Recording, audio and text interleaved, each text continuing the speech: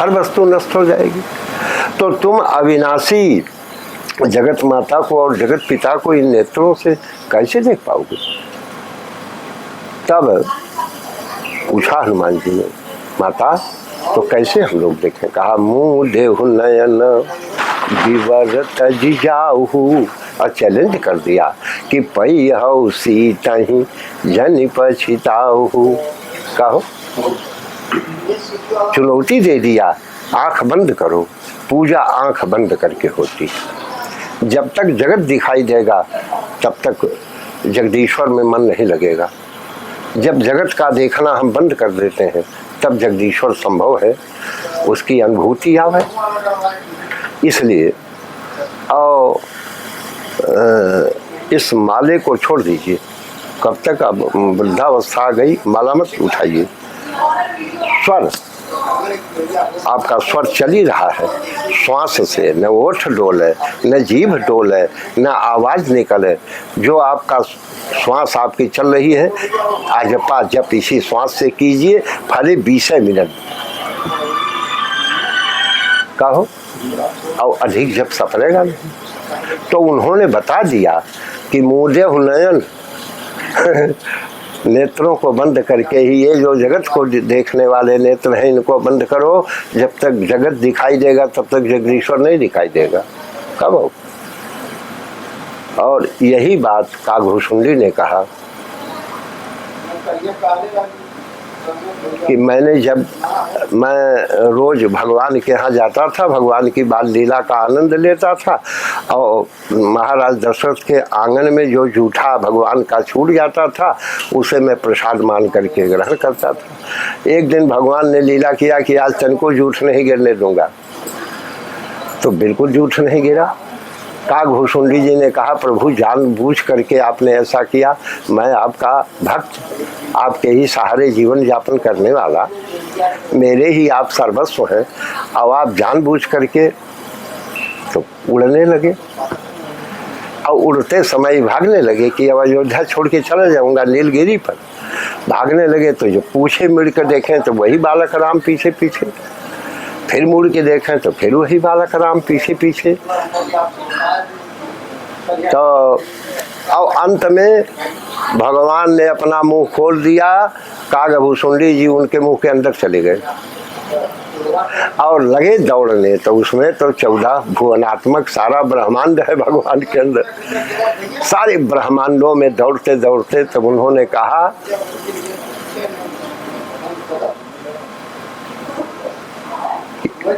कि हमने आंखों को बंद कर लिया क्योंकि हम बहुत थक गए थे। इतना थक गए कि हमारी आंखें अपने आप बंद हो गईं। और जब आंखें बंद हो गईं तो जब आंखें खुली तो हमने देखा फिर मैं अयोध्या में हूँ। तो आंखों को खोल करके, और ये तो प्रथम सोपान है सीखने का भाई। लेकिन अब हम लोगों के लिए प्रथम सोपान कब बीत गया। अब हम लोग 10 मिनट, 5 मिनट, 2 मिनट, आधे घंटे जहाँ तक सफर है, और आसन भी नहीं लगा पाएंगे क्योंकि आसन कमलासन लगावें, चाहे वज्रासन लगावें, चाहे सुखासन में हो, कोई भी आसन वैसे अब सफरेगा नहीं। अब तो पैर दुखने लगेगा, हाथ दुखने लगेगा, कब कमर में दर्द होने लगेगी। अब वो ब्रह्मचर्य अवस्था समाप्त हो गई कि जिसमें एक आसन से बैठ जाए।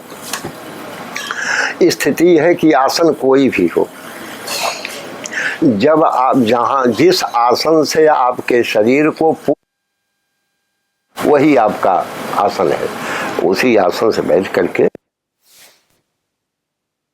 अजपा जप करिए।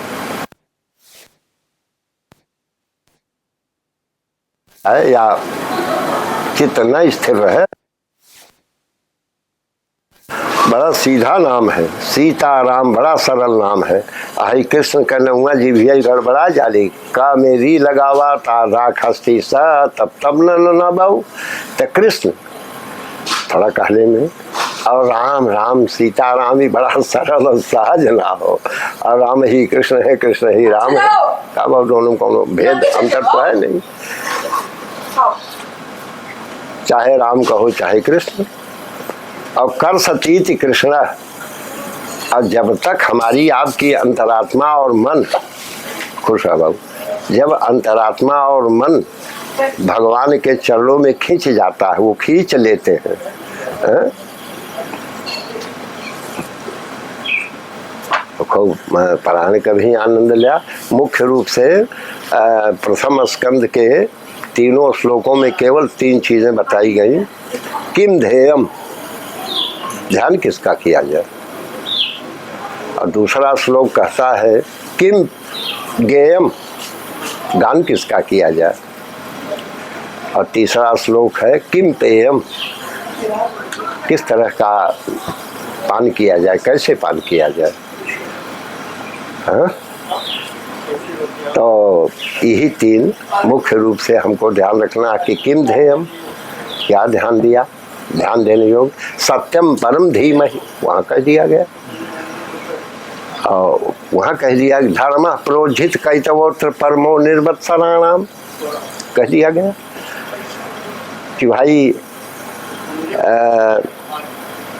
अत्र अत्र शब्द 3 बार आया प्रिंसिपल साहब वहाँ दूसरे श्लोक में। तो अत्र प्रोजित कैतव परमो धर्म निरूपते, सारे कैतव पाखंड और कपट आदि को छोड़ करके परम धर्म का निरूपण यहाँ किया गया।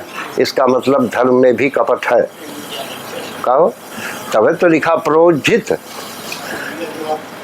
कैतव छोड़ करके, कैतव माने पाखंड कपट, तो इसका मतलब कि धर्म में भी कपट है। जैसे यह आपके पिता हैं, आप लोग 2 भाई 3 भाई हैं, और पिता की सेवा में कोई भाई लगा है तो ये सौभाग्य, अतिथि देव पितृदेव भव मातृदेव भव, माने निस्वार्थ भाव से जब आप सेवा करेंगे तो वो सेवा का बहुत अर्थ है।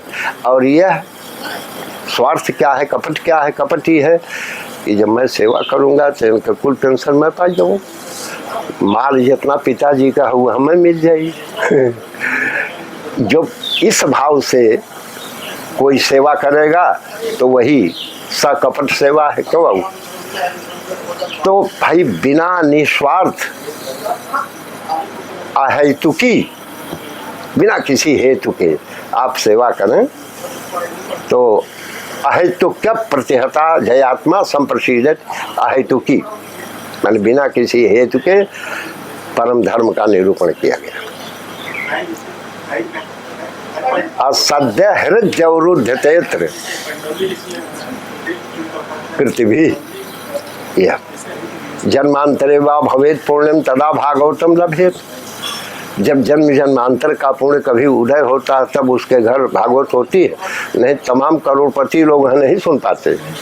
व्यवस्था न होता कहने कि हमारा हो ही नहीं पौला, क्यों बाबू। तो स्थिति है कि भगवान भागवत आपके यहाँ हो रही है तो भगवान आपके हृदय में आकर अवरुद्ध हो जाएंगे। अवरुद्ध माने मत जाना। जैसे आपके यहाँ लोग कथा सुनने आए तो सभी लोग केवल विराजित हैं अपने अपने आसनों पर, अवरुद्ध नहीं है कोई। जब भी आवश्यकता वो आई या कोई काम हुआ तो धीरे से चले गए।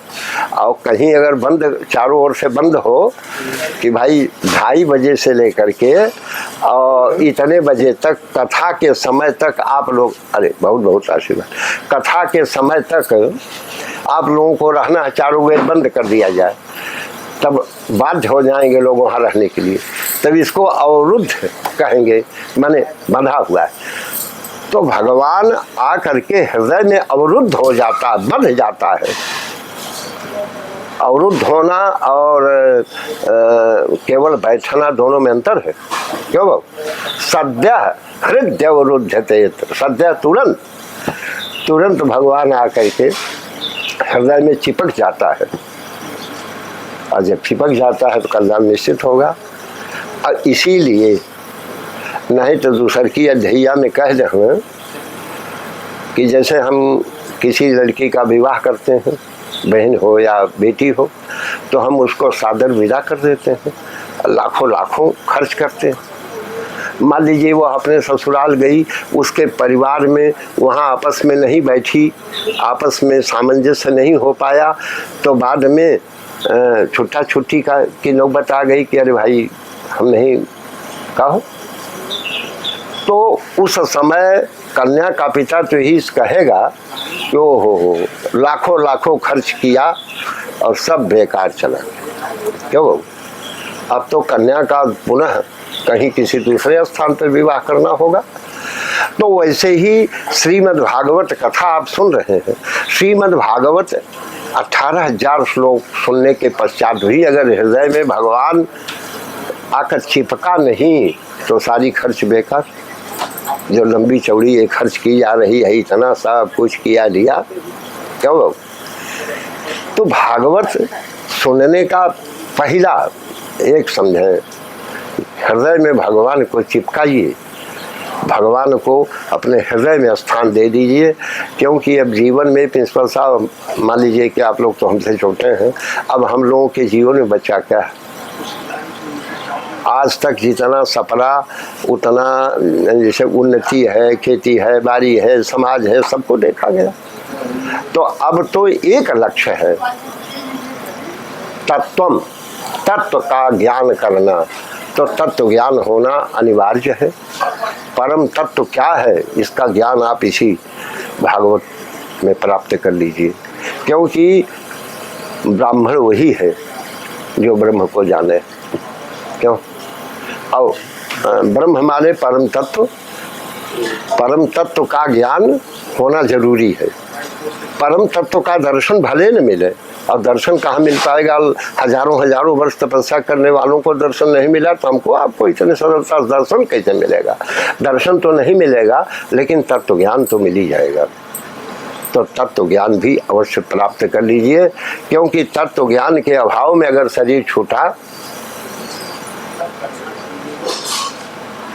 क्यों? तो और ये तत्व ज्ञान जैसे दूसरी अध्याय में, अरे भाई एक ये ईश्वर, और यहाँ बहुधा बदन बहुत सी बातें होती हैं। निराकार के उपासक जो हैं उसको ब्रह्म कहते हैं, जो साधु संत महात्मा हैं उनको परमात्मा कहते हैं, और जो सगुण साकार रूप में भगवान आता है तो हम लोग उनको भगवान कहते हैं। है तो ब्रह्म वही। क्यों? जैसे उदाहरण दिया दूसरे अध्याय, उदाहरण दिया कि बिजली का ज्ञान नहीं था तब हम लोग अंधेरे में रह रहे थे। बाद में हमारे वैज्ञानिकों ने बिजली पैदा किया। तो जब जल से बिजली पैदा किया तो बिजली का वो पहला रूप है कि बिजली थी, लेकिन हम लोगों को ज्ञान नहीं था, इसलिए हम लोग अंधकार में थे। तो बिजली को पैदा किया, जब पैदा किया तो तारों में दौड़ा दिया करंट रूप में, और जब बिजली दौड़ने लगी तो बिजली का एक दूसरा रूप हुआ, और जब हमारे घर में चक्र से आके बल्ब जल गया तो बिजली का वो तीसरा रूप है। तो बिजली थी लेकिन ज्ञान नहीं था, तो वो ब्रह्म स्वरूप है, वो निराकार स्वरूप है उसका। और जब बिजली तारों में दौड़ने लगी तब भी वो निराकार और साकार दोनों स्वरूप है। तार को छू दीजिए अगर कहीं है, क्योंकि बिजली का कोई रूप तो है नहीं कि बिजली है कि नहीं, जब टेस्टर से आप देखेंगे तब ना बाबू, नहीं तो वैसे छू दीजिए, अगर कहीं करंट है झटका मार देगी। तो वो साकार रूप भी है बिजली का और निराकार रूप भी है। और जब बिजली आके जैसे लाउड चलने लगा, हम लोगों ने कहा अरे भाई आ गई बिजलियाँ। क्यों? वो सगुण साकार रूप है। तो चाहे हम ब्रह्म के रूप में, चाहे हम परमात्मा के रूप में, चाहे हम भगवान के रूप में, किसी रूप में तो हम नारायण को स्वीकार करें। क्यों? चाहे निराकार स्वरूप माने, चाहे सगुण साकार रूप, चाहे सगुण निराकार रूप, तीनों। और जो भी इष्ट देवी देवता हो उसकी आराधना करें। और हर व्यक्ति का कोई न कोई इष्ट होता है। क्यों? और सीधे भगवान के पास तो पहुंचना बड़ा मुश्किल है। एक माध्यम है, हनुमान जी महाराज बराबर आते जाते हैं। इनकी नारद की तरह अव्याहत गति है, जहाँ चाहे वहाँ घूमें। कब जहाँ चाहे वहाँ घूमें, जहाँ चाहे वहाँ टहलें। तो हालांकि यह भी मारे भय बस हनुमान जी भी अपनी बातों को सीधे ब्रह्म से परमात्मा से नहीं कह पाए। उनको लिखना पड़ा विनय पत्रिका, और उस पत्रिका में लिख के तैयार किया और माता जी से कहा कि माता जी जब अवसर आप देखिएगा, भगवान प्रसन्न मुद्रा में हो तो हमारा ये पत्र बांध के सुना दीजिए। यह बाबू विनय पत्रिका, वहाँ आप लोग से हिंदी विद्वान हुआ।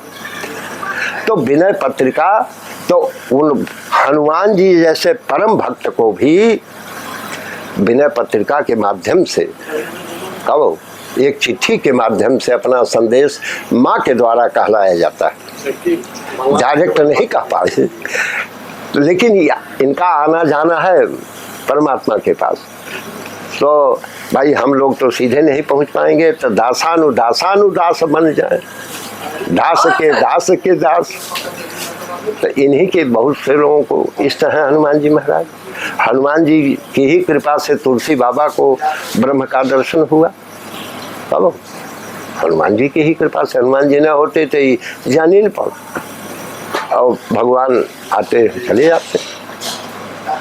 तो खूब प्रेम से कथा सुने और पारायण पाठ सुने। आप लोग तो कई बार भागवत पढ़ भी चुके हैं। अब जो पारायण पाठ में बाँचा जा रहा है उसका अर्थ भी लगभग आपको, और देखिए जड़ भरत जी की कथा में परम तत्व है, द्वितीय अध्याय में परम तत्व है, कई स्थानों में परम तत्व है भागवत में, और एकादश स्कंद में भी परम तत्व है। गुरु एक होता है लेकिन आचार्य बहुत से हो सकते हैं। शिक्षा लेना अलग बात है और दीक्षा लेना अलग बात है।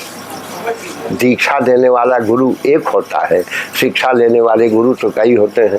दत्तात्रेय ने 24 गुरुओं को किया, शिक्षा लिया, दीक्षा नहीं लिया।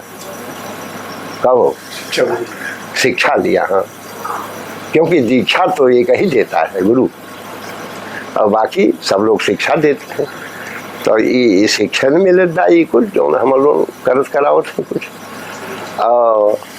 ये तो बहुत महान पुण्य है आपके परिवार का, आप लोगों का, कि भाई एक बढ़िया सुंदर आयोजन आपने किया है, और बहुत बहुत धन्यवाद है।